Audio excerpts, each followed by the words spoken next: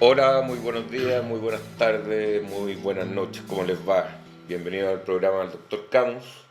Hoy día, un día que puede ser hoy o mañana, pero es más o menos un día tipo con J, jueves.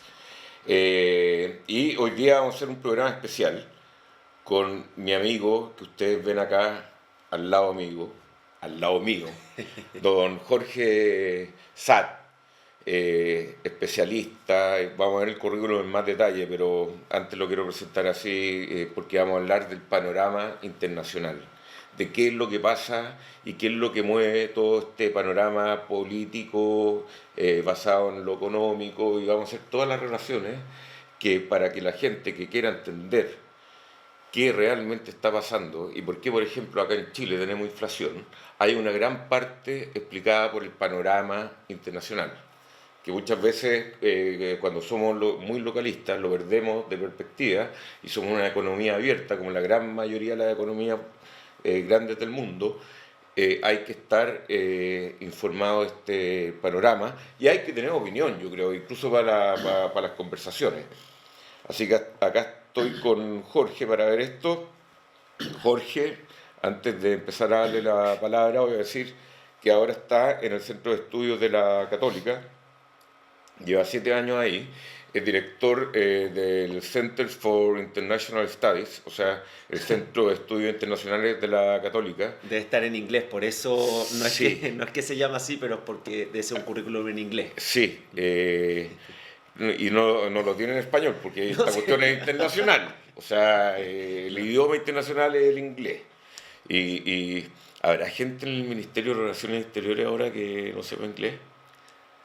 Yo creo que las generaciones más antiguas, pero hoy día yo lo Mm, noto también con mis alumnos, hoy día las generaciones jóvenes tienen mucho mejor manejo del inglés. sí. Yo lo aprendí de grande y con mucho esfuerzo, pero hoy día los jóvenes ya lo tienen súper Sí. interiorizado. ¿Cómo lo aprendiste? Yo lo aprendí con un Uf, montón de métodos. El método que queráis. Desde el cassette del My English no sé qué, School, hasta, no sé, lavados cerebrales. O sea, así. No, muy divertido. no, yo Eh, mira, Cristian, yo te diría que el inglés lo aprendí de verdad cuando tuve la motivación de irme a estudiar afuera. Y ahí di las pruebas, di 5 veces el TOEFL hasta sacar el puntaje. 5 veces. Cinco Pero ese veces. era trimestral, por lo menos, ¿o no? ¿O Claro, lo hay cuando queríais? te da como un margen de 2 meses, creo. Pero Ya. ahí machacando y clases particulares, los sábados a la mañana, en esa época trabajaba en el gobierno, entonces también antes de partir el trabajo, y así lo logré y después ya en ¿Y el Estados gobierno te Unidos. pagaba un curso de inglés No, o no? no, eso lo pagaba yo. Ah, Porque era para mira. mi beneficio personal, no Ah, era... yo entré en una compañía de cambio que era no gobierno, que era británica, y de inicio me mandaban todas las mañanas a aprender inglés nomás. Muy bien. Y me pagaban las horas que yo, y el curso también. Qué increíble, ¿eh? La Sí, diferencia, ¿eh? claro, De no, entrar a no, una no. compañía a otra. Sí. Y bueno, y después tú ya, allá estuve casi 2 años, entonces conversando, estudiando, escribiendo, leyendo mucho y ya... Siempre un inglés yo llamo rústico, o sea, no un inglés nativo, pero te permite trabajar, leer, escribir y relacionarte con otros países, Sí, fundamental. pero en general tú llegás a cualquier parte y como tenías cara de inglés. De inglés. Primera ¿Ah? vez que me dicen eso. ¿Ah? Pero de inglés, no sé, hay un montón Claro. de ingleses con tu cara, po. Sí. Yo diría que más la en árabe más que en inglés si Sí, me ven la pero cara. sí. Sí. Pero no, tú no eres de. A mí me encantan los jeques. ¿Sí? Los jeques o son dictadores muy crueles. Como en toda la vida y de todo. A mí, Pero ponte tú el jeque de Dubái, ¿cómo se llama? no recuerdo el nombre porque además es que hay, como son El Sheikh emiratos, Mohammed. Sheikh Mohammed, sí.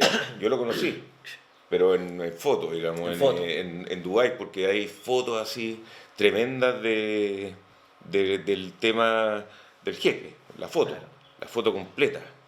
Bueno, está el heredero en Arabia Saudita, el príncipe, que hace el futuro rey, que no es muy querido y que tiene algunos episodios ahí, como Que la es el que desaparición mató del a periodista. Khashoggi, sí. Claro, entonces hay de todo. Bueno, entonces Jorge Sat también va a nuestro programa de radio, panelista habitual, y espero que estar viéndolo acá permanentemente para que profundicemos respecto a lo que está pasando en el mundo, porque hay mucha gente que no lo entiende y no lo logra ver de qué fuerzas mueven cada una de las cosas. Vamos, Jorge, con esta parte del currículum, no sé si queréis destacar algo más. Yo creo que lo más interesante en mi carrera profesional, o sea, ya uno va mirando para atrás, son 15 años, 16 años, es que he podido estar en los tres mundos. En el mundo privado como abogado los primeros años, que fue una buena experiencia, pero no me sentía realizado en el ejercicio propiamente tal. En el mundo académico, al cual volví, pero que también estuve en el pasado, siempre desde la Facultad de Derecho, y el mundo público. Trabajé en un gobierno, en el primer gobierno del presidente Piñera. Entonces, tener esa visión de los tres mundos, a mí me gusta mucho y creo que lo he podido encauzar en mi vida profesional. Oye, y esta inquietud por ser internacional, análisis de los países, las tendencias, ¿cómo te llegó? ¿Desde qué base partiste? Porque leí ahí en tu currículum que tú eres de abogado, Sí. de inicio, digamos. ¿Y cómo te empezó a interesar todo? ¿Quién es tu referente respecto al mundo internacional? Por ejemplo, para mí hay un referente de nuestra vida que era referente José María Navasal, como periodista. Claro, ¿Ah? un clásico. Un Karin clásico. Nebesberger, después Pero estuvo en era el el contacto que nosotros Claro, teníamos con el mundo internacional. Y entonces, después, no sé, grandes cancilleres, no sé, Winston Churchill, son como personajes que uno claro. dice, oye, me interesa este mundo. A ver, no tengo como un referente en particular porque yo no soy de formación, por decirlo de alguna manera, internacionalista. No seguí la típica carrera del cientista político que se va a relaciones internacionales. Soy abogado, fui a estudiar políticas públicas a Estados Unidos, pero siempre tuve esa dimensión de comercio e inversión. Me gustaba mucho el tema de los acuerdos comerciales, las negociaciones. Y hay un tema también de formación familiar, cultural, familia inmigrante, la inquietud de conocer los países. Y así fui tomando camino y se dio la oportunidad cuando volví a Estados Unidos de irme de subdirector al Centro de Estudios Internacionales que lo dirigía el que era ex comandante en jefe Juan Emilio Cheire, el general Cheire. Y me di cuenta que había muchos temas que a mí me interesaban. Aparte de lo que yo ya enseñaba en Derecho, que había una parte de comercio e inversión, yo había estudiado en Estados Unidos el tema del TPP, mucho antes de lo que está de moda hoy día, mucho antes, cuando Estados Unidos lo promovía. Los ¿Cuántos años temas, lleva eso? a ver, desde el, si nos remontamos a los orígenes, pues ya como TPP-12, 2000, ya se discutía bastante el 2010, o sea, hace 12 años. 2010 y ya yo el 2014 fui a una pasantía después del gobierno, una pasantía muy entretenida del Departamento de Estado de Estados Unidos, que te llevaban por distintos estados y promovían mucho el TPP como un tema de integración no solamente comercial, financiera, regulatoria. Y después siguió, después llegó Trump, se retira el TPP, Japón y Chile lo rescatan acá en Viña del Mar, se transforma en TPP-11 y hoy día estamos a quizá a pocas semanas de que pueda aprobarse por fin en Chile. Oye, pero fue impresionante, ¿eh? Esto no tenemos pauta y no tenemos pauta tampoco, pero fue impresionante la reacción de Boric respecto al TPP, siendo que había gente no me acuerdo quién, pero ya desde la ministra de Relaciones Exteriores y otros más, diciendo que el TPP sí, que iba a correr. Y Boric dice que no. Es que ahí está, son como las dos almas, creo yo, del gobierno. Y el presidente, si tú ves su historia, la última década, firme opositor al TPP. El Frente Amplio, firme opositor a los tratados de libre comercio. Tú lo veías en su programa de primera vuelta y en su comportamiento como diputado. El hoy ministro Jackson, el presidente Boric, Beatriz Sánchez, que fue la primera candidata presidencial oficial de todo ese bloque, anti-TPP y en general que cuestionaban los tratados de libre comercio, el propio subsecretario Ahumada.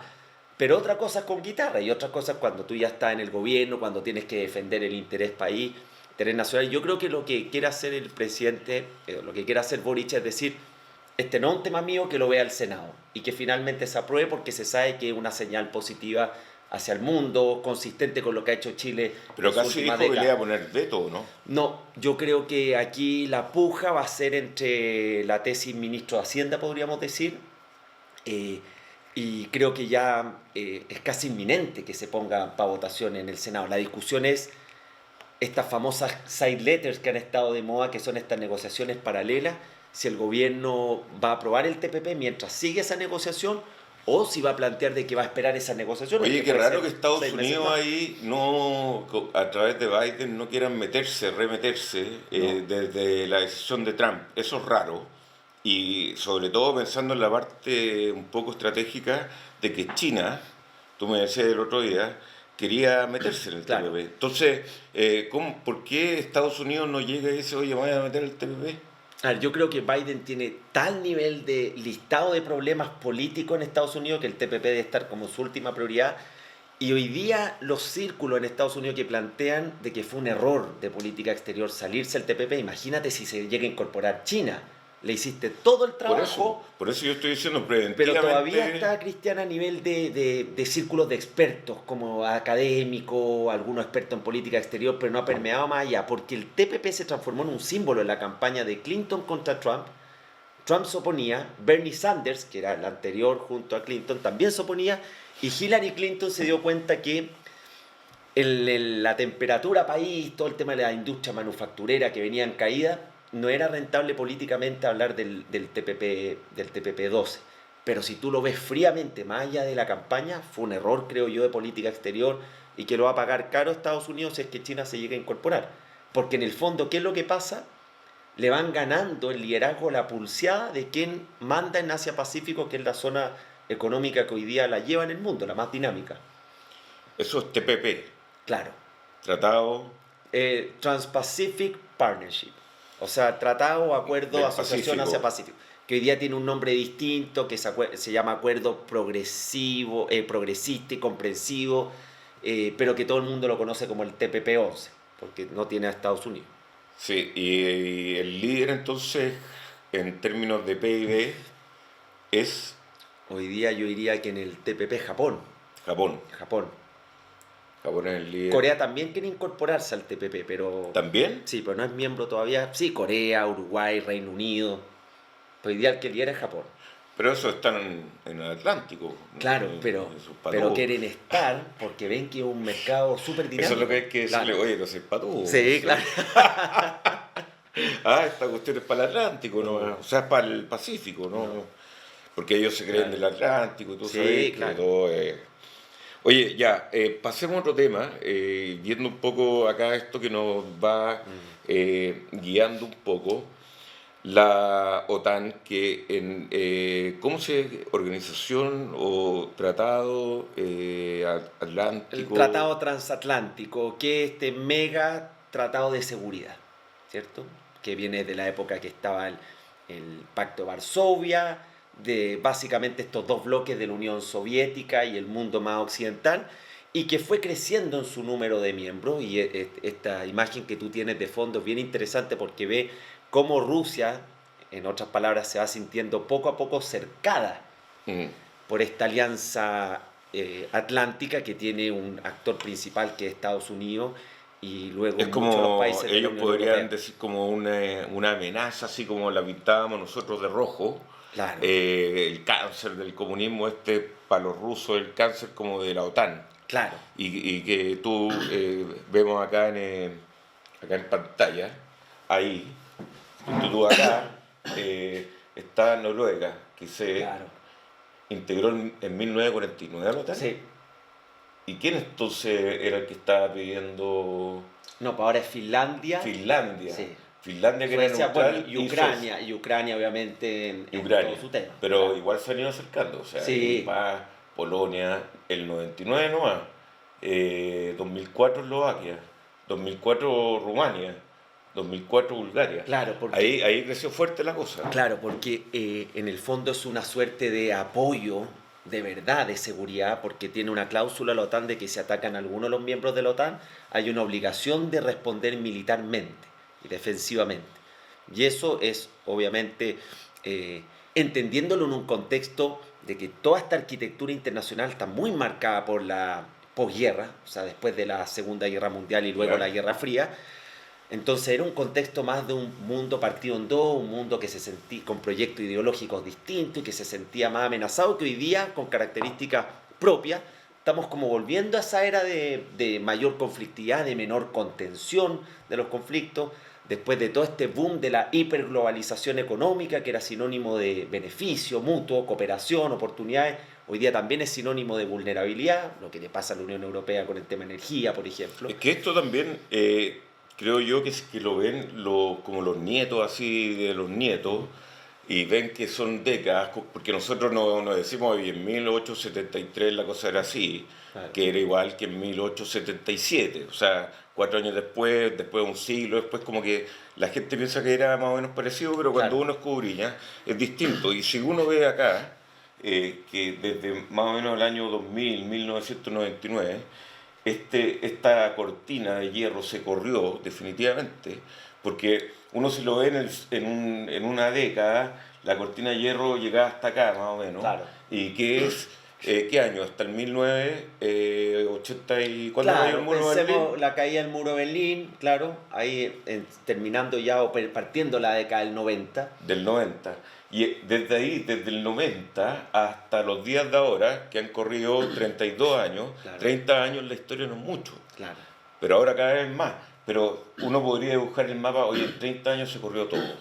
Claro, Se corrió todo para allá y estos gallos se están viendo acorralados. claro.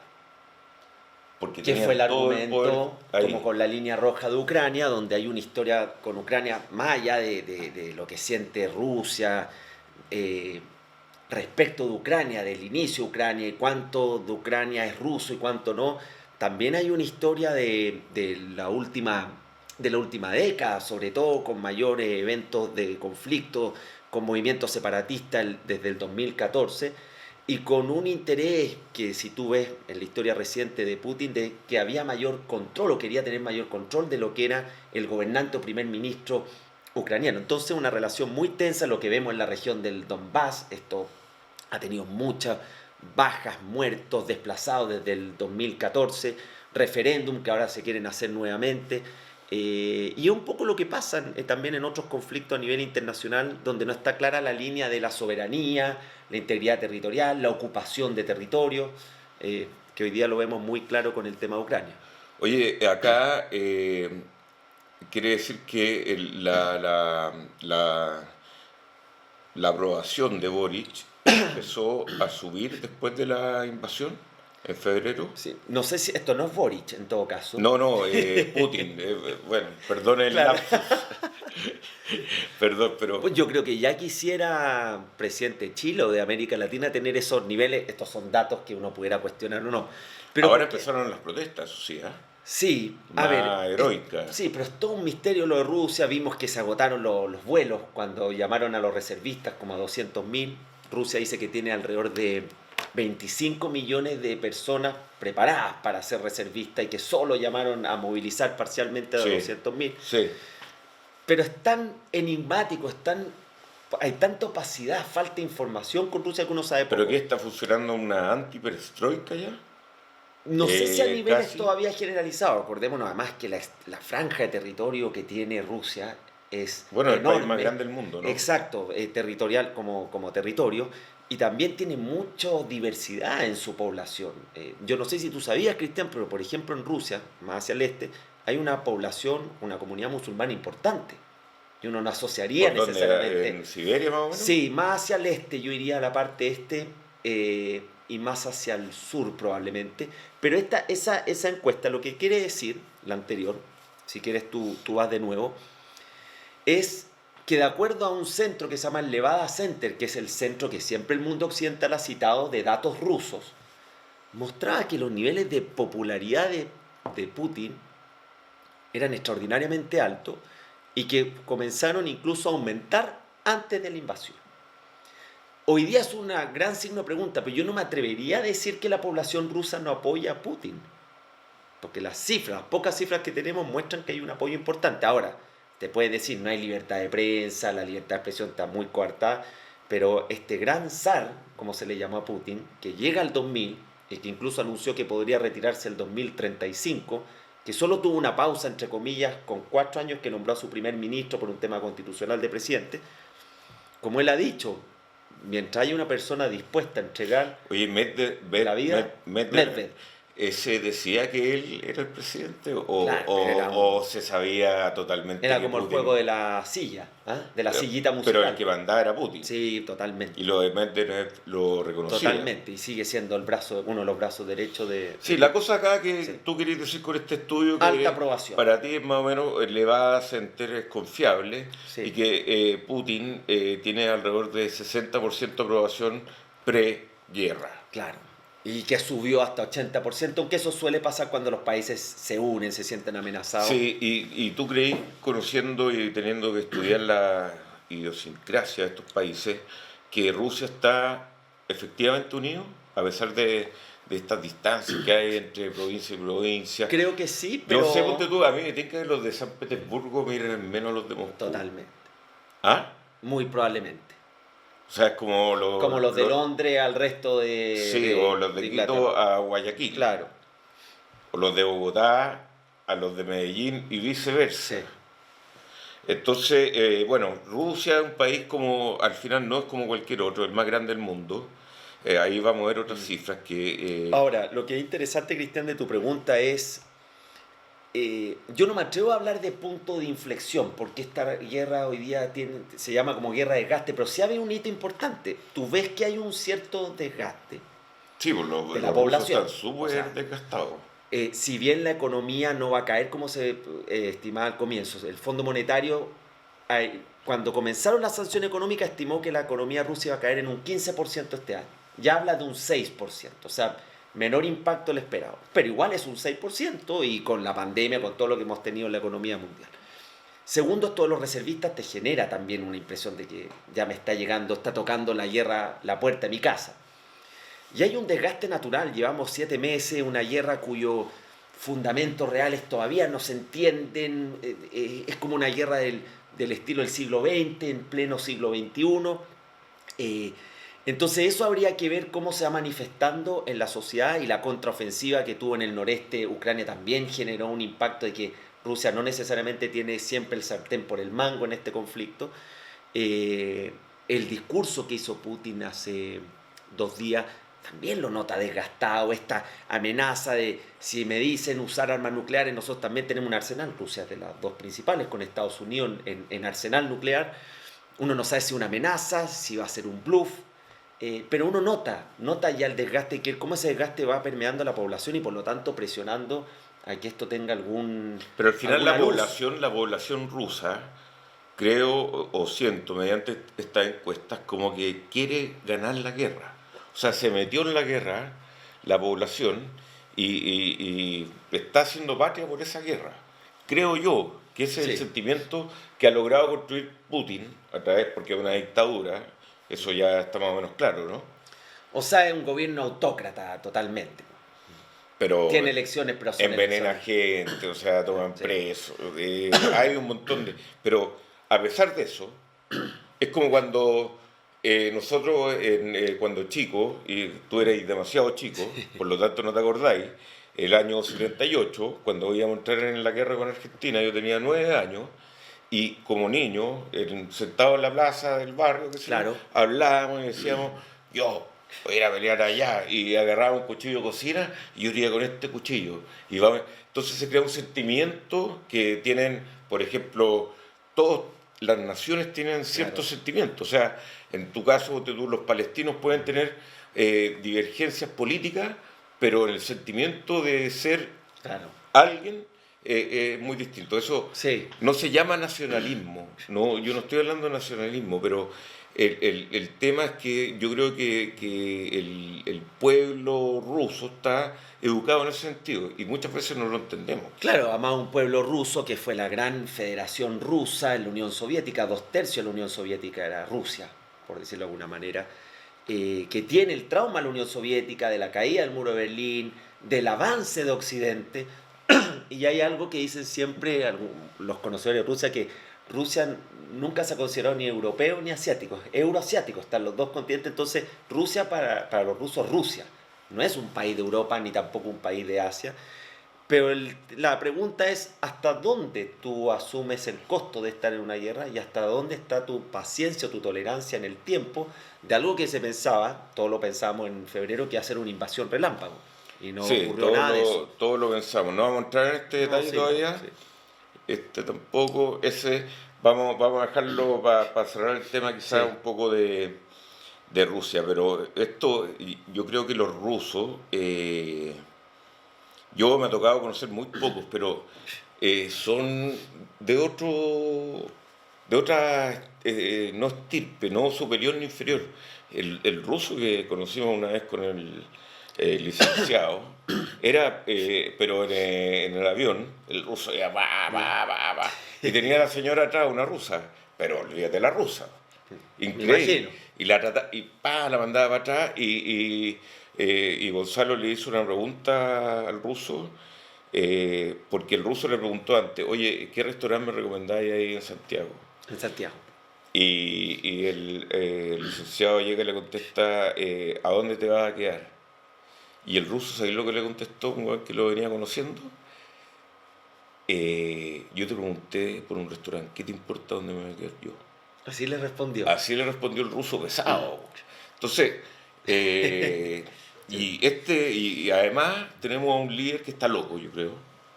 De verdad, más o menos loco. Totalmente. O sea, agarró una cuerda y se fue por ahí y está totalmente con una- Acordémonos que hace poco, Kiev, antes de la caída del muro, era Unión Sí, Soviética claro. total. Los mejores futbolistas de el equipo de la Unión Soviética que representaban los mundiales a la Unión Soviética era el Dinamo de Kiev. El Dinamo de Kiev. Por lo tanto, era de Ucrania. Entonces, porque ya te creo, los polacos eran país independiente, un montón más que eran parte de la... Pero Ucrania era de la Unión Claro. Soviética.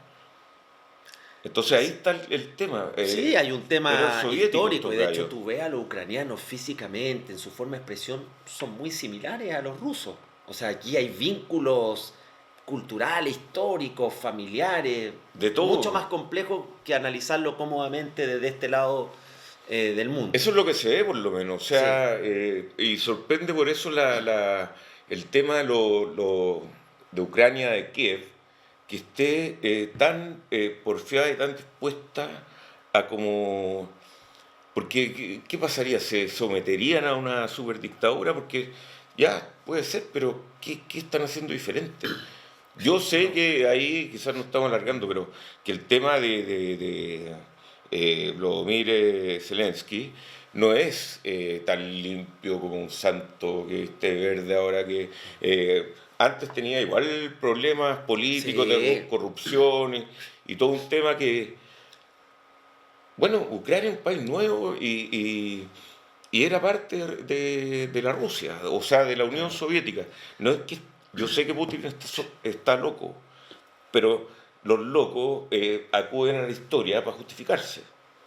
Por eso tú tienes el derecho internacional y por eso tú tienes un orden internacional con cierta regla y principio. Y hay un principio básico que es la soberanía, la integración e integridad territorial y el que incluso Biden lo cita en la Asamblea de las Naciones Unidas, que es la prohibición del uso de la fuerza en las relaciones internacionales. Eso es de la Carta de las Naciones Unidas, pero es como escrito sobre piedra después de la Segunda Guerra Mundial, porque si tú no tienes esos tipos de arreglos generales, pasa lo que tú dices. Po. Al final las relaciones Pero internacionales si es por la ley del más fuerte. la regla está, pero si por algo, entonces, mira, si pensáramos que esa regla se va a cumplir a rajatabla, que esa regla que creó las Naciones Unidas o qué sé Sí. yo, y por lo tanto, ¿qué hacemos con las Fuerzas Armadas gastando plata en aviones, en bombas, en desarrollo de espionaje? ¿Para qué? Claro, Si las Naciones Unidas prohibió la pelea, po. sí, pero es que mira, prohíbe el uso de la fuerza salvo cuando tú has sido agredido. En caso de agresión, tú sí te puedes defender con la fuerza y para eso están las Fuerzas Armadas, por una parte, y también tiene un efecto disuasivo, más aún hoy, donde vemos que la conflictividad y la menor contención a posibles eventos bélicos es mayor. Entonces Alemania está aumentando su gasto militar, China lleva 26 años en su presupuesto aumentando el gasto. Para este año un 7% crece su gasto, porque en el fondo siempre ha estado claro eso, pero hoy día más aún, de que uno de tus elementos de fortaleza es tu poderío militar. Y los países Por que más supuesto. gastan militarmente son las principales potencias. Ahora, económicas. si vamos a la raíz también del asunto de Ucrania, y para saltarnos Sí. a otro tema, si uno hiciera una encuesta en Ucrania completa, tomando una buena muestra, ¿qué crees que dirían los ucranianos ahora respecto a la guerra? Me quiero unir a la Unión, o sea, a la Rusia, quiero seguir peleando, quiero que se independicen estas que son prorrusos, quiero quedarme con esta parte del país y ser independiente ahí, y a partir de ahí nos defendemos, firmamos un tratado sellado en sanforizado. ¿Qué crees tú que piensa el promedio de los ucranianos? Yo creo que lo que piensan es defender al país a toda costa. Quiero más apoyo militar de Occidente, de Estados Unidos, el propio Turquía también ha tenido algunos apoyos importantes. O sea, quiero más apoyo y nosotros no vamos a ceder soberanía. Ese es el pensamiento. Quizás en la región del Donbass, donde hay una parte importante de separatistas rusos, sería la excepción, pero yo creo que esto ha acentuado o ha exacerbado el nacionalismo y el compromiso de defender a Ucrania por parte de Ya, los o sea, ucranianos. hay pasta, Sí. hay pasta en Ucrania, que la cosa hay que defenderla, y Sin voy a lugar a dar mi dudas. vida por eso. Sí. Ya, y ahí esa cuestión está dando resultados, al parecer. Sí, Porque pero es al como final, David contra Goliat, claro, pero está ganando. pero ha tenido algunos triunfos en su contraofensiva y ahí Sí. se ha demostrado que el apoyo de Occidente está siendo efectivo. Sí, bueno, todo esto es tan Sí. importante para nosotros, no solamente saber, entender, culturizarse, cosas que antes ni la gente tenía acceso, a menos de que sea a través Exacto. de libros desactualizados, no tengo idea. Pero este slide que me mostró Jorge me sorprendió. O sea, Rusia, que no es una potencia económica, pero a la vez tiene su base económica, está en cosas que le interesan al mundo en general, como por ejemplo el petróleo. Es el primer exportador de petróleo del mundo. O sea, quiere decir que exporta, o sea, que produce mucho más de lo que consumen ahí, y todo lo exporta, y hay países que vamos a ver otras Claro. cifras que son impresionantemente dependientes del gas, del petróleo, Claro. donde en todos estos commodities es importante Rusia. Y acá tenemos un mapa para seguir la conversa de la dependencia de los estados de la Unión Europea del gas ruso y del petróleo ruso. Oye, Cristiano, el ejemplo de Gazprom, la famosa empresa rusa que hoy día la controla el Estado ruso, pero que tiene el control, pero la manejan empresas privadas, tiene el 15% de las reservas de gas a nivel mundial. O sea, imagínense el poderío que estamos hablando. ¿Y qué es lo que pasó con Rusia? Una era de la globalización, de la interdependencia, de tratar de generar la mayor colaboración posible, y un buen ejemplo de Alemania, que comenzó este mayor acercamiento con Rusia, pero que esa mayor colaboración se transformó en dependencia, en el caso del gas, cerca del No, 40%, impresionante, a ver, es y en el que- petróleo el 25% promedio, estamos hablando de Unión Europea, y se transformó en vulnerabilidad. Entonces, ¿qué diría yo el día de mañana cuando uno mire un poco más en perspectiva este conflicto? Una de las cosas que estamos viendo tendencia a nivel internacional es que la interdependencia también es sinónimo de vulnerabilidad, no solamente de beneficio mutuo, y que lo tuvimos con la pandemia. La pandemia, ¿qué pasó cuando China iba como adelantado al mundo, ¿cierto? Con las restricciones, nos dimos cuenta que las cadenas de suministro eran totalmente dependientes, especialmente en los insumos intermedios, de China. Y tuvimos problemas con equipamientos médicos, quedó toda la Sí, tendalada de porque vos disrupción en el comercio. Mira, acá es tan simple para como ver el poder que tiene Rusia en el tema energético, en Europa sobre todo. Sí. Porque ya República Checa ya puede desaparecer, Sí. da lo mismo. Ya. Ponte tú, da lo mismo.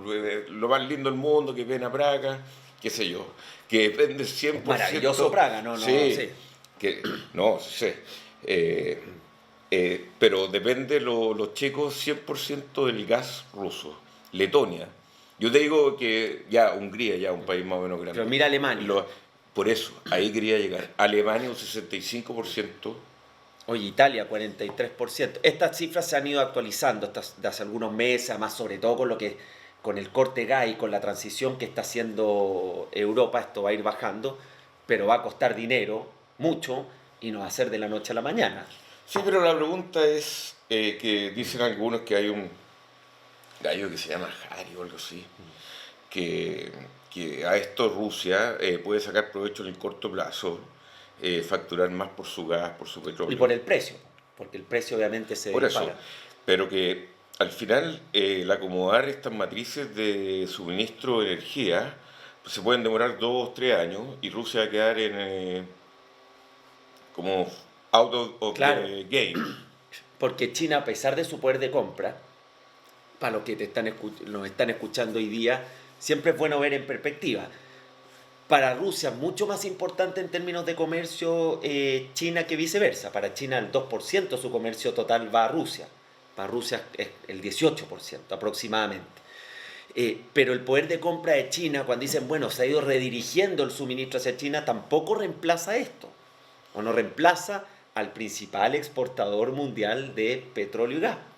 Consecuencia, como tú dices, en el corto plazo, en el ambiente bélico que estamos, pero en el largo plazo esto puede tener un costo altísimo para la propia Rusia. Por ejemplo, en la República Checa es, ¿cómo se llama? Como Suiza, que no tienen mar o como Paraguay, Claro, son como Bolivia, claro, pero Mediterráneo. prácticamente importan todo.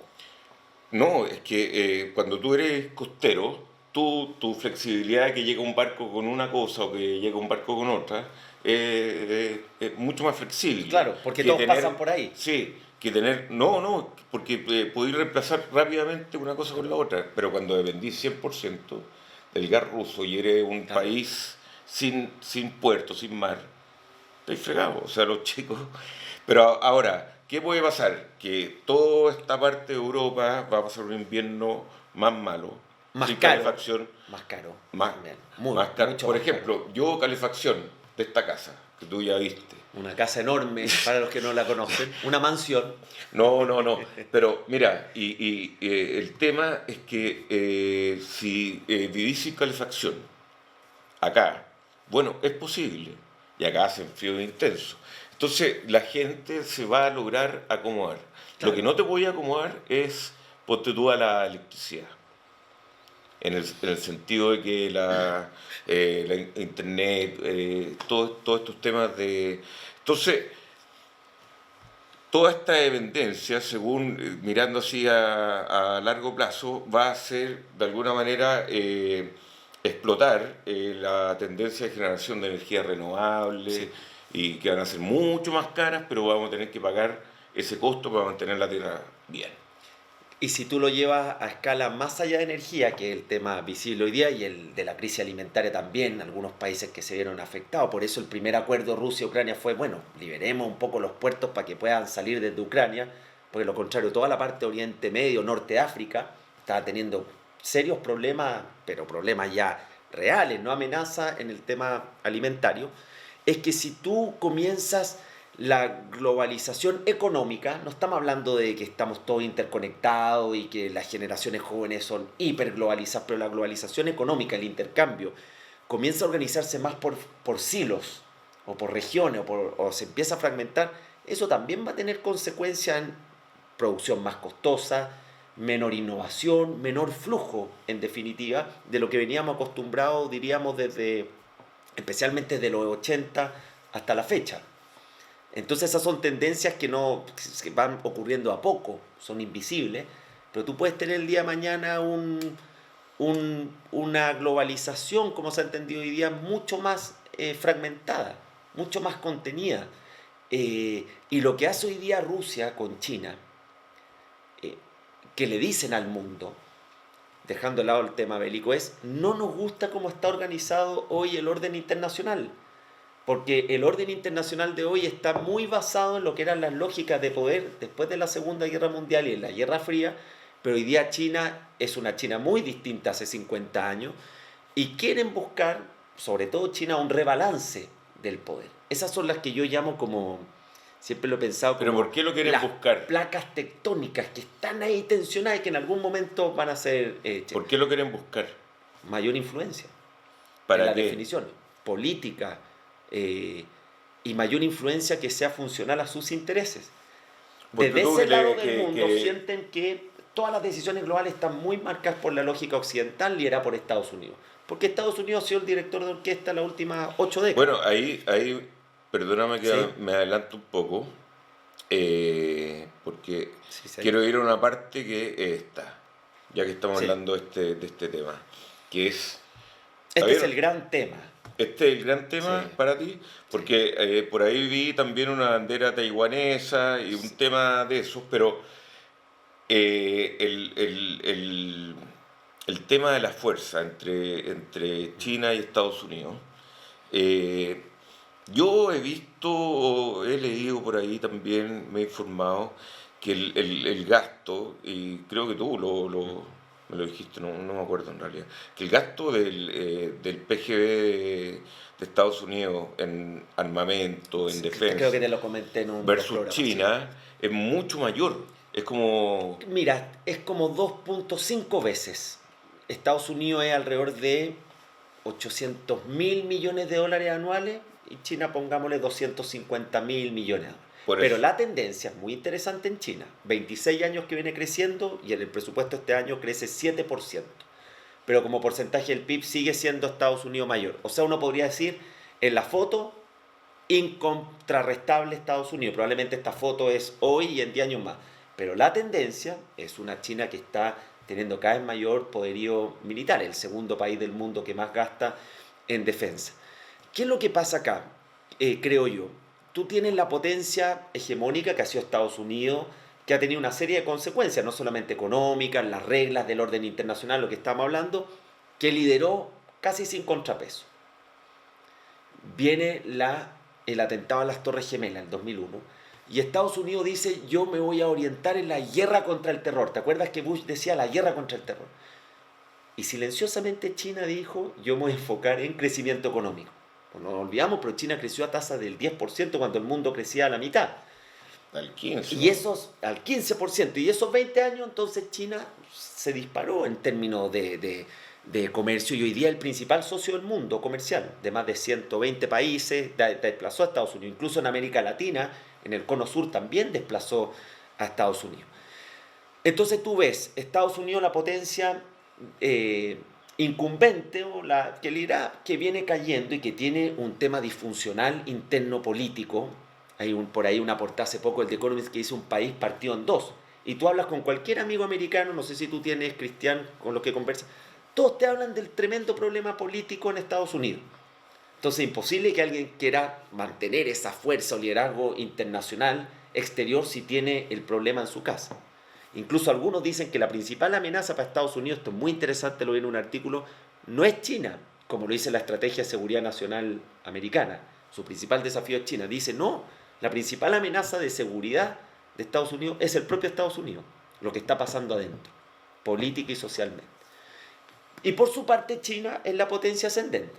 Le falta todavía es un país emergente, tiene porcentajes de pobreza, etcétera, indicadores que no lo hacen ser un país desarrollado propiamente tal, pero que va camino a ser la principal potencia económica y que su estrategia el 2025 dijo, nosotros queremos ser líderes en las tecnologías críticas. Queremos ser líderes en la posesión, con una serie de estrategias, de los materiales críticos. Queremos ser De hecho, tienen progresivamente... acaso parte de Sokimich. Exactamente. Que todos preguntan, ¿por qué China se A expande ver, tanto globalmente? ¿tú sabes Sí. cuánto tiene más o menos China en Venezuela? No tengo... A ver, me acuerdo... Pues Pero como tendencia, sí. yo recuerdo que la cifra que tenían deuda con Venezuela era como de 50.000 millones de dólares, Ya. lo que le debía. Pero esto es hace unos años y habría que revisar las Venezuela cifras por estar a China. equivocado. Sí.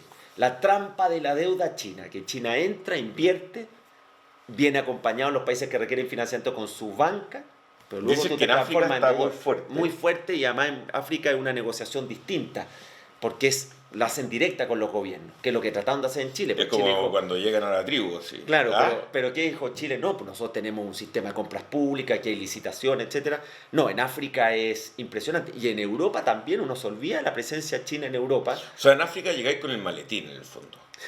¿Ah? Con el maletín de inversión. Aparte Mm. de los maletines, de Ya, las yo no quise carteritas. decir, yo no puedo Sí. decir el otro maletín, no me consta, pero sí, de inversión. De inversión. Totalmente. O sea, Entonces, ¿qué hace China cuando venga una votación crítica en las Naciones Unidas con los votos africanos?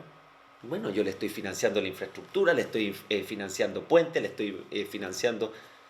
Entonces ahí pasa la dependencia económica, lo que llamamos esta presión, o más grave aún, coerción política. oye, sé que no estamos desviando a veces, pero te voy a decir una cosa. Sí. ¿Qué hubiese pasado ahora en el mundo si Ya. en vez de Biden en Estados Unidos hubiese estado Trump con la guerra entre Ucrania y Rusia? ¿Qué hubiese pasado, crees tú? Los Algo Trump- para lo cual no estamos Ya. preparados, pero se me acaba de ocurrir. Sí. Imagínate el peligro de eso. Mira, los trumpistas, que hay en todos lados, por algo tuvo el apoyo que tuvo, dicen, nada de esto hubiera ocurrido. Yo creo que no, que estaríamos en un escenario más vulnerable, más incierto, porque con el manejo de tweet que tenía, no sé si recuerdan Trump, generaba tremendo efecto. Ustedes lo analizaban siempre en los mercados. Tú decías, hay que ver los tweets de noche de Trump para ver cómo amanecen los mercados. Sí. Pero yo creo que hubiera sido peor aún. Muchos critican a Biden. Oiga, que este señor que tiene edad, que se ha visto tibio. Está bien, Oye, uno podría... a mí me tocó el año pasado, estando en Nueva York, viendo tenis, hace un año justo. US Open. Sí, y ¿cómo se llama? Me tocó la salida de las tropas de Estados Unidos de Afganistán. Caótica. Caótica, cuando los pobres con los vestiditos iban corriendo detrás Caótica. del avión y en Estados Unidos destrozaron a Biden. Lo Claro. destrozaban los canales, o sea, transversalmente casi. Sí, es que fue... Es O que sea, la ¿cómo forma- es posible que pasara esto? Entonces, porque acá está este gallito que se muestra en esta imagen, que Biden, y yo te digo, un gallito entre los dos solos, Claro. lo gana Xi Jinping, pero 1000 veces. Partida Biden es mucho más viejo.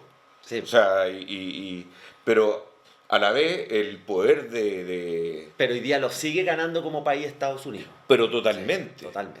Totalmente. O sea, China está como un 30% abajo. Mira, a ver si es que encuentro al tiro una respuesta ahí. Una cifra tuya. Sí, ¿Ya? acá. Mira. Ahí está.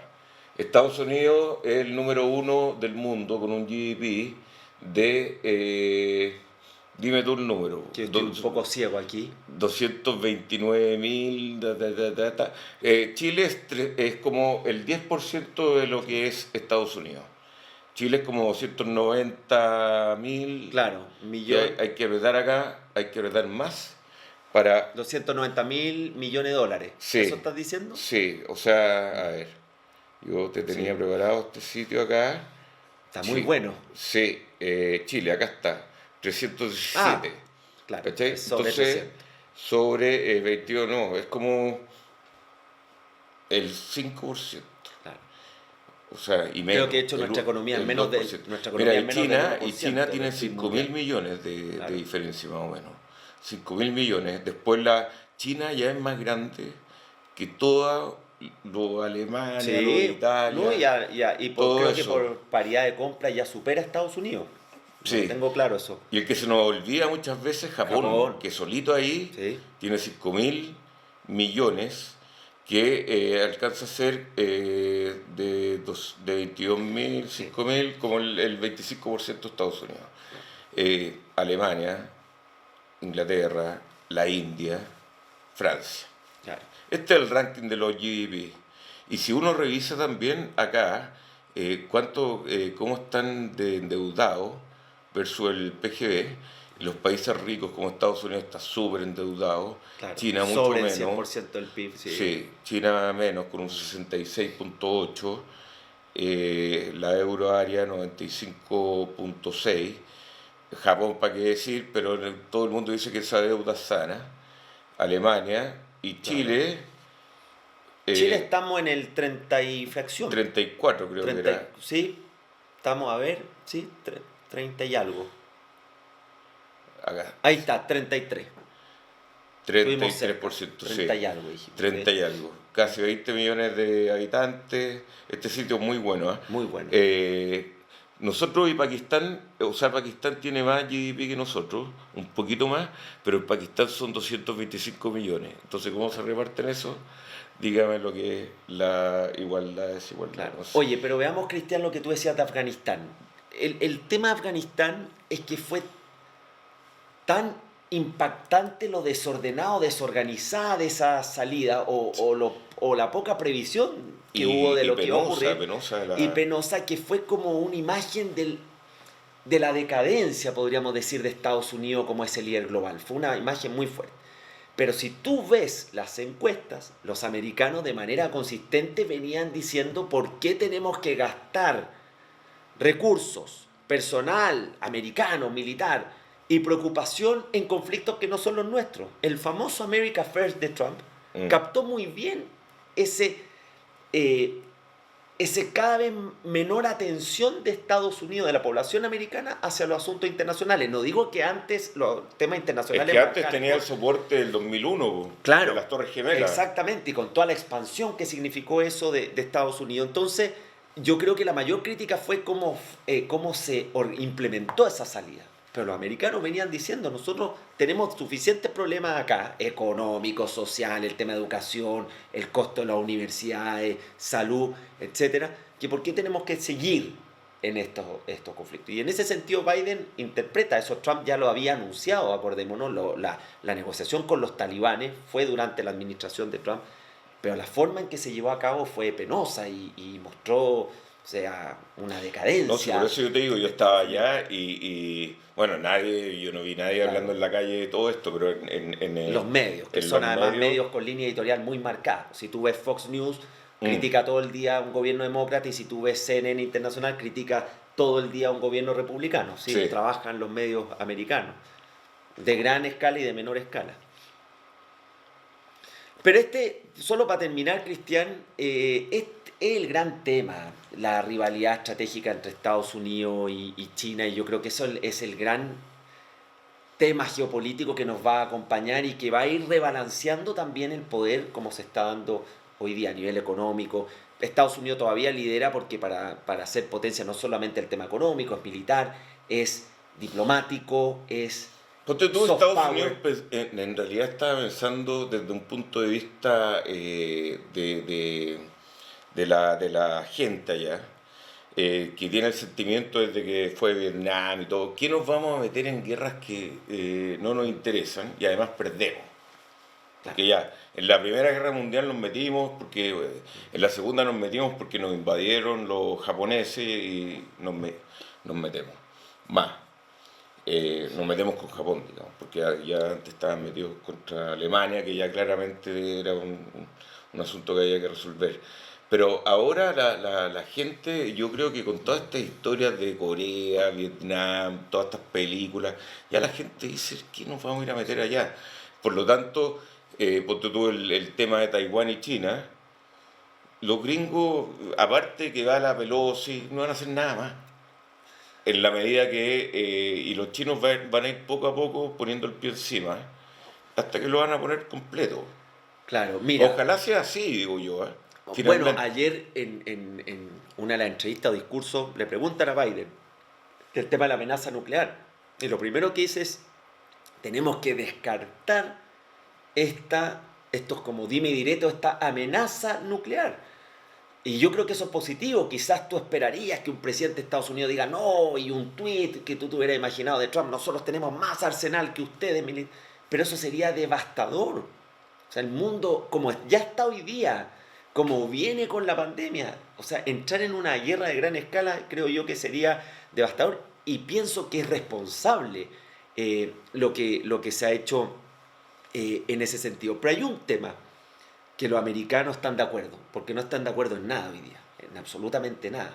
No están de acuerdo si las elecciones fueron limpias, no están de acuerdo si en la amenaza, no están de acuerdo en la economía, en nada. ¿cierto? Están mucho menos unidos que nosotros. Absolutamente, y te lo dicen los americanos, y ya no es solamente la clase política, se nota en la población, o sea que casi un 50% siga pensando que la elección presidencial fue robada, eso es un hervidero social.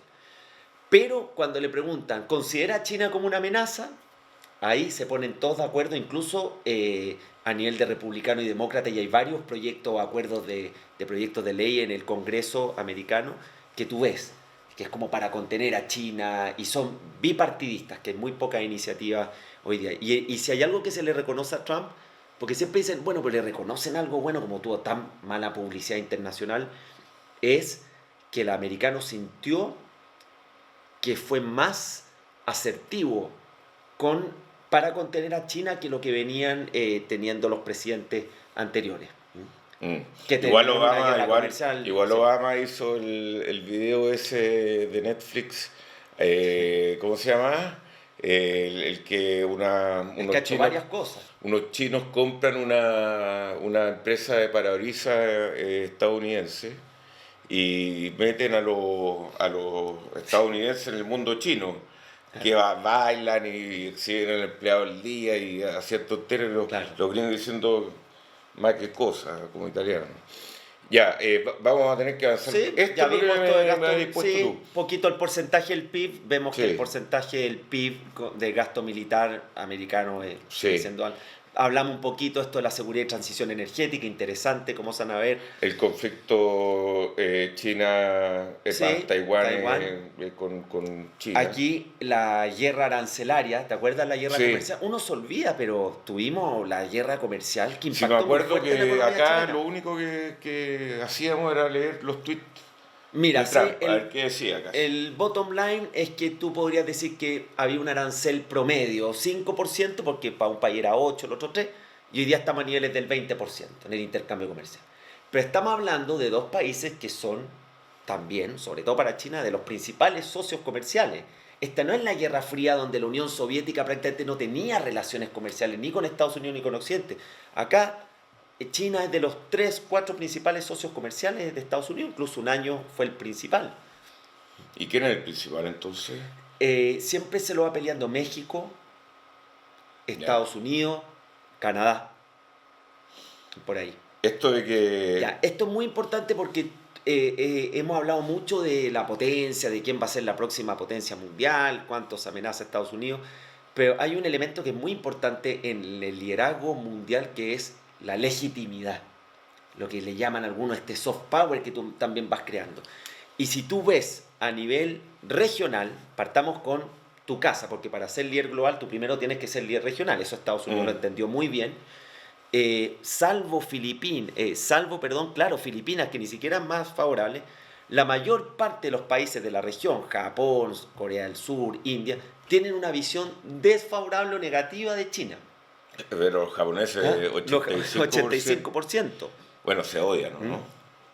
Sí, hay elementos históricos, pero hay una resistencia, un rechazo. Es que los japoneses... Y han hacia invadido Estados China. Unidos hay países que de manera importante es favorable. Y si ya lo llamo a nivel global, el coronavirus, a pesar de esta llamada diplomacia a las mascarillas que hizo China, que básicamente donó mascarilla, equipamiento médico, hay estudios que han hecho investigadores nuestros del centro que muestran que la opinión pública no le varió su visión de China a partir de la diplomacia a las mascarillas, que tiene una visión negativa, neutra y positiva. Pero sí la pandemia... ¿Es de las mascarillas de Venecia o de...? No, las mascarillas. Ah, ya. No. Pero, Es que el Pero baile sí. de las máscaras. Pues, tú sí, sabes. claro.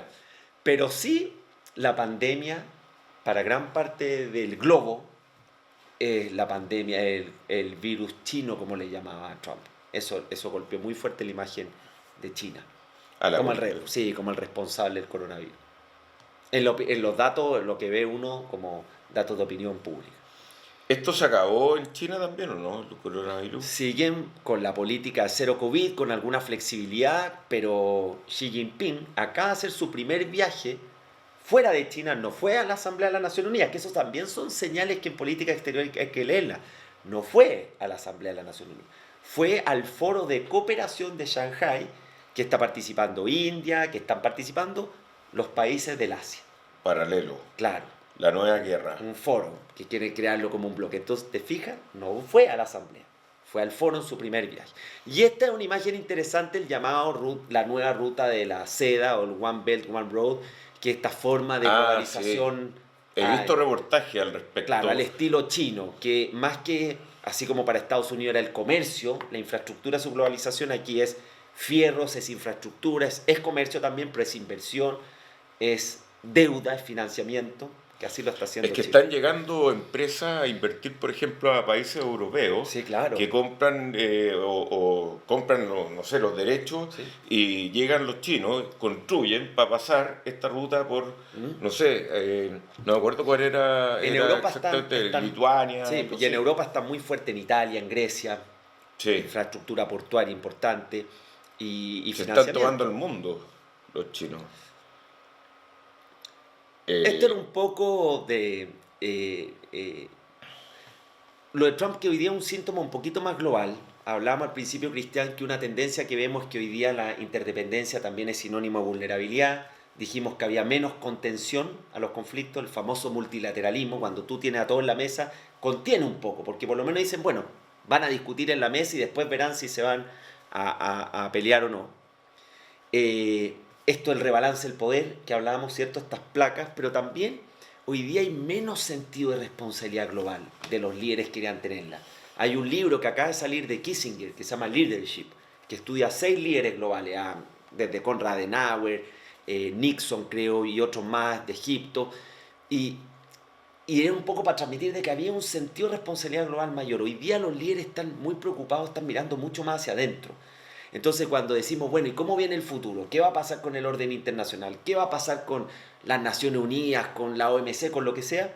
Eso va a depender de sus miembros y principalmente lo que Estados Oye, Unidos un y China quieren que síntoma de sea. eso es lo que está pasando en Italia, que finalmente la derecha está ganando Roma, pero así Absolutamente. arrasando. Lo que ocurrió en No sé Suecia en hace qué, poco. no sé en qué exactamente, pero lo vi por ahí y Europa, cada país de Europa es un mundo que está hace poco unido también. Claro. Yo me acuerdo cuando nos Hasta hace empezamos... poco se olvida uno que tuvieron hace poquitas décadas una tremenda guerra mundial. No, y después un poco yo me acuerdo que fui a Alemania el año 2012 y estaban en plena crisis europea, no me acuerdo del año exactamente, y ¿cómo se llaman? Los alemanes hablando los griegos, nosotros estamos trabajando acá los mozos alemanes para mantener a los griegos, que se gasten toda la plata y la cuestión. Claro, Entonces, bueno, el tema migratorio, por sí. supuesto. No, Sí. no, los griegos como parte de la Unión Europea.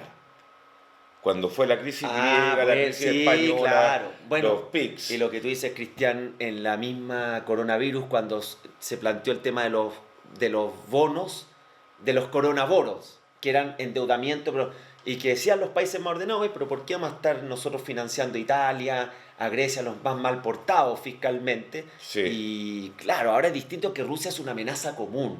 Entonces hablamos de la OTAN, de la Unión Europea, pero hay conflictos internos entre los países y adentro de los países subyacentes, y que explican los resultados de las últimas elecciones en Europa.